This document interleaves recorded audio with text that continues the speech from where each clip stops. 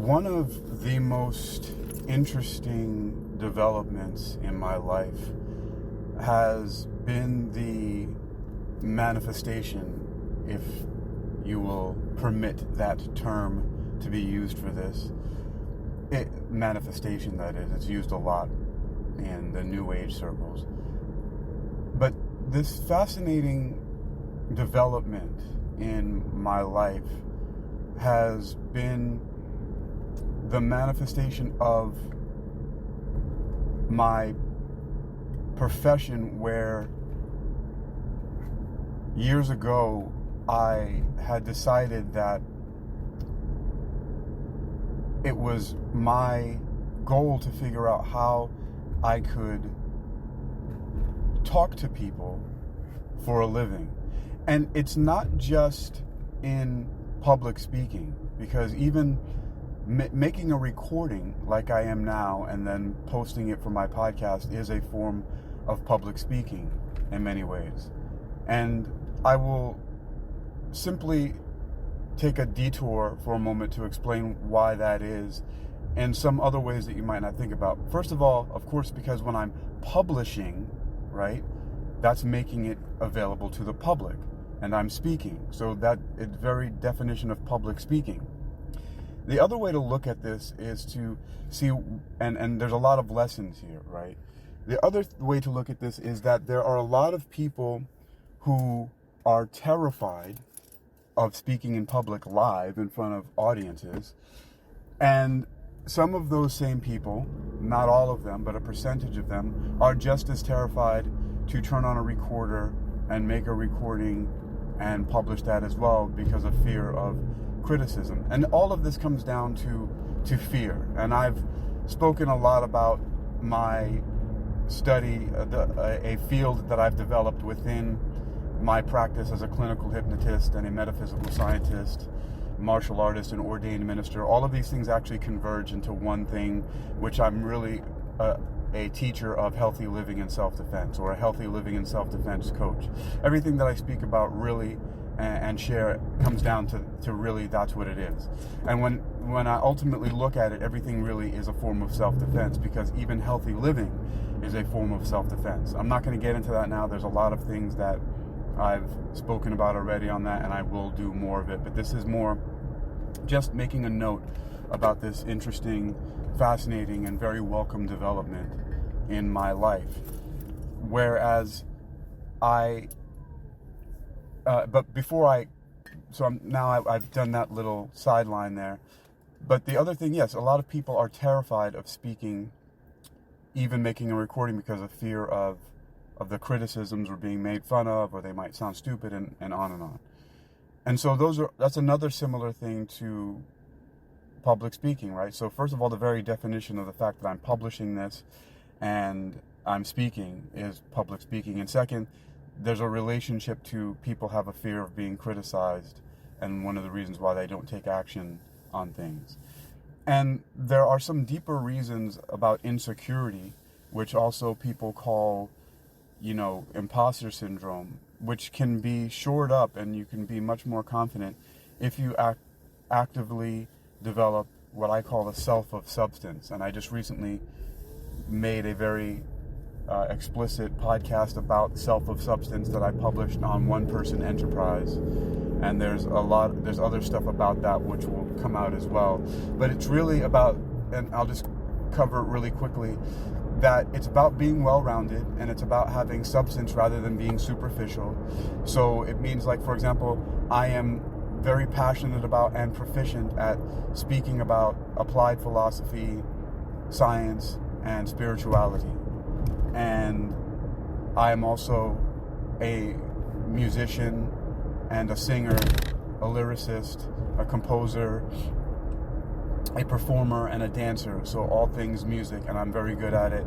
And these are all objective. It's not just me. I don't just say that. It's people everywhere that I go tell me this. I've played for crowds, audiences. So I even though I don't need it, I have that validation, which I welcome as well. And then also, I'm a lifelong martial artist. I'm also very good at it. I can do some flashy, cool things which make people go ooh, ah, oh, right? But those are substance. Those are things that I actually do, that I'm passionate about, that I love, that is wanted, needed, and useful by the world. And we have examples like, we know that there are rock stars and musical stars of all kinds.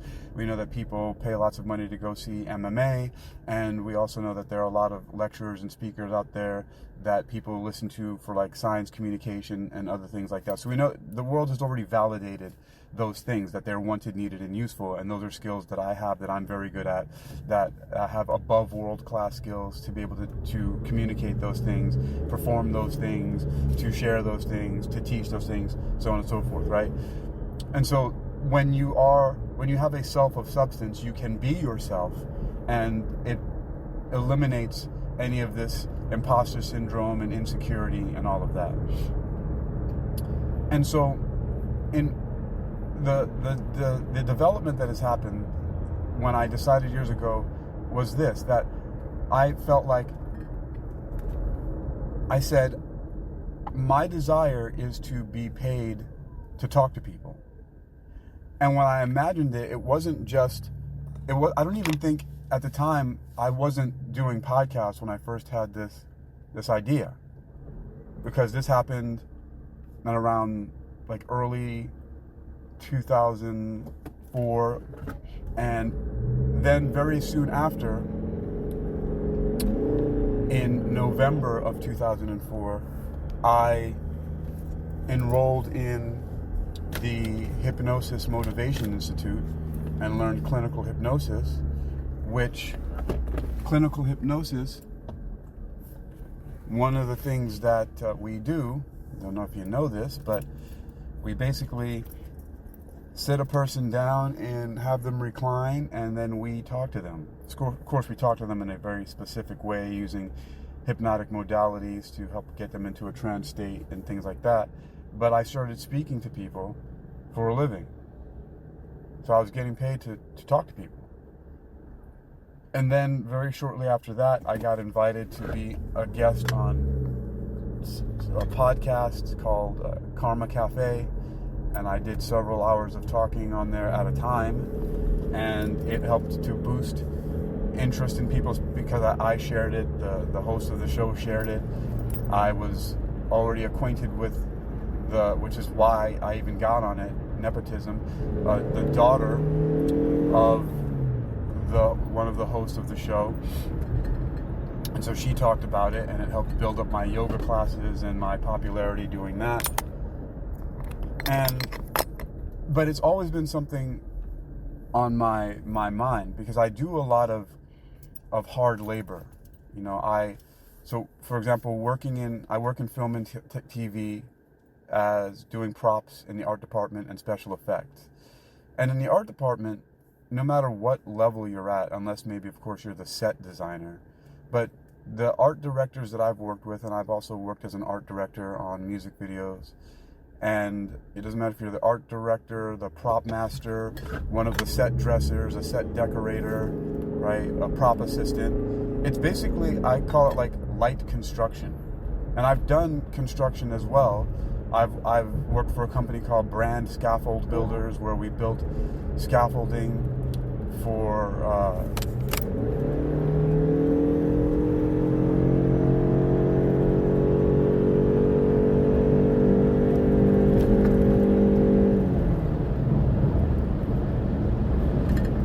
scaffolding to help construction on buildings and things like that, and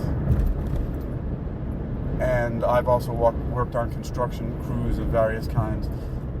And then there's all kind of stuff that I do. Like, I mean, for example, when I teach fitness classes, a lot of the times I am working out the entire hour or hour and a half with the participants in the class. So I tend to just really get very hands-on with a lot of the stuff that I do. So I'm actually deep in the labor with, and I do a lot of lifting and carrying, and I also do I do logistics work, transportation, delivery, gig work. And so I'm lifting, constantly doing a lot of things. And And I actually like being versatile in that way. However, I also, doing those things, the contrast and the point that I'm making here, why I have had that long desire to basically replace a lot of the things that I was doing with basically speaking, just like speaking my income into existence, is because it just takes a lot of time, like driving. There's time, and a lot of that time just passes by, relatively pretty quickly. When I'm on set, for example, I remember I would just be on movie sets or music video commercials, whatever, and I'd sometimes be there for 12, 15 hours a day, and I would just be having so much fun. Just I'm always just in awe. For some reason, I've just never lost my fascination, and just I feel having this very childlike feeling of just like I'm playing whenever I'm on set and doing stuff like that, and the time just flies by. It doesn't matter if I'm like lifting, carrying things, and I'm just dirty and covered in dust or sand. Something just flashed in my mind when I just did something on the beach for an event, and just, it doesn't matter. I'm just like all filthy from working all day. I've been sweating, or if I'm in like a prop house or something like that, and just carrying stuff around and move. It doesn't matter. It's just like the time flies. And the next thing you know, I'm done. And although I'm a little bit achy and sore a little bit because just working all day, got scratches and bruises and stuff. But I'm just thinking to myself, man, this is already done. What's the call time tomorrow? All right. So I really enjoy doing those things. But again, being on set, like I said, 12, 15 hours sometimes. It takes a lot of time that you're on there and you're not doing anything else. And being a creative person, specifically the fact that I like to spend my time making music, sometimes just playing songs over and over again that I've created, that I've composed. I just like to sit down for a few hours and just play my guitar and sing. It's very therapeutic. It's necessary for me. Just in the same way that you would get prescribed a medication by a doctor and that they tell you have to do it every day. It's the same thing for me with music. It's the same thing for me with practicing martial arts, specifically doing capoeira movements, even solo if there's nobody else to play with. And the same thing with, with thinking about philosophy and science and spirituality. Like, these are all things that I must, take as my daily dose of my own medicine, my own internal medicine. And those things take time to do as well. You need the time to do it. You need the space away from other people sometimes, especially in the meditative and the intellectual and sometimes academic endeavors. And, sometimes I spend an hour or 2 hours just jumping, flipping, kicking, spinning, rolling, dancing, doing capoeira movements, and just training my body doing that, just moving around. And again, like I said, music, it takes time. So one of the things I found, that if I could speak and either earn very large sums of money at one time for doing it, that I could spread out over time, like put it in the bank and then spread it out over time in between gigs and have a lot of time to do those other things, then that would be awesome. Or in the way that it's happening now as well, in addition to the first part that I just said, whereas I make these recordings and I publish them and they get distributed to various different platforms at once, and they get thousands, I have hundreds of thousands of streams and downloads, and it's just interesting because I'm simply just speaking stream of consciousness, like right now as I'm driving, and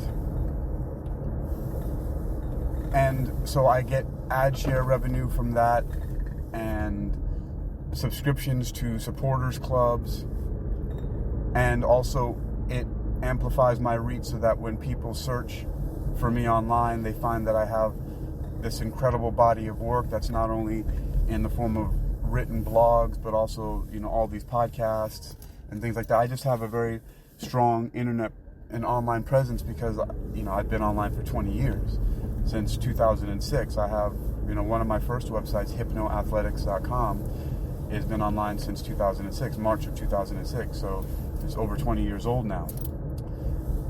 And so there are all of those things that lead to this part that I'm talking about now, where I developed something based off of my training at the Hypnosis Motivation Institute, and I learned about neurolinguistic programming and about something that's sometimes called covert hypnosis, but then also it's called conversational hypnosis, and a lot of things based on the work of the psychiatrist and medical doctor Milton Erickson, who also used hypnosis to heal many of his patients, both physically and mentally. And so I developed a system called PACTS, which is my acronym for Personally Attuned Conversational Transformation Sessions.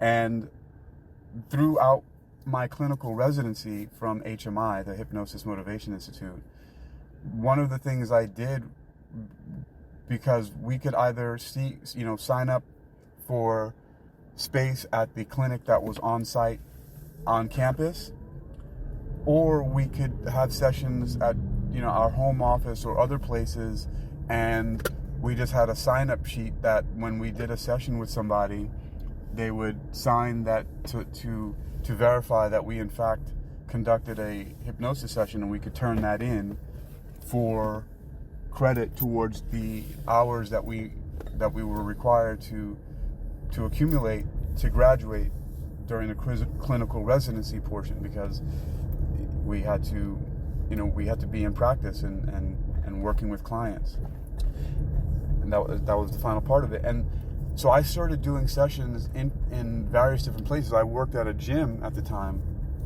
called Bodies in Motion. I worked there for 9 years, at first as a personal fitness trainer, and then I branched off and started doing various different formats of classes, of yoga, mat Pilates, boxing, kickboxing, boot camp, and things like that. And it was much more lucrative to work that way. And so I was at the gym a lot, and I met a lot of people and talked to them, and they found out that I was a student at the school, and they were curious about it and had various different, habits that they wanted to change. And so I would do sessions out on the back deck. There was this nice wooden back deck there, and it wasn't very high traffic, but it was where people parked. And so people were walking in and out, but there was a nice little corner over there, and I had sessions with people there. I even did a few sessions with people who worked there when it was slow at the front desk. And so there were more than one person working at the front desk at the time. So if one person was doing a session with me while they were sitting, it was a huge back desk area. It was really nice. They could sit back there, and I would do sessions there. And it was, traffic. There was music. There were people coming in and out, checking in and out. And I would do short sessions there, and not all of them for credit, but for school. But I'm just mentioning it as how I developed PACTS, and I started to realize that I could actually, and was actually affecting change and inducing trances and helping people with hypnotic modalities at places that were not typically described as how you could conduct a successful and effective clinical hypnosis session. And I started doing it in all these environments and loud environments, and I was doing them at various different events and gatherings, and I found that fascinating. And so now I speak to people in public places, in cafés, and conduct these sessions, these personally attuned conversational transformation sessions, from what I've learned about conversational transformation through conversational hypnosis, and I'm speaking to people for a living in various different ways. And I do something like, I even speak my liability or confidentiality waivers. So I do something like this. For example, I'll say, my name is Dr. Hakeem Ali-Bocas Alexander, and I am going to conduct a therapeutic spiritual consultation with, and the person will say their name. And I said, this is based on my expertise in clinical hypnosis, metaphysical sciences, and my ordination as a minister. And the scope of practice I'm working under is vocational and avocational motivation and self-improvement. Do you, so-and-so, agree to this? And that what we say will be held in confidentiality according to the highest standards of confidentiality between client and facilitator. Do you agree with this? And they say, yes, I do. And then I end the recording. And that's how I do that. And speaking of ending recordings, I'm going to end this one now.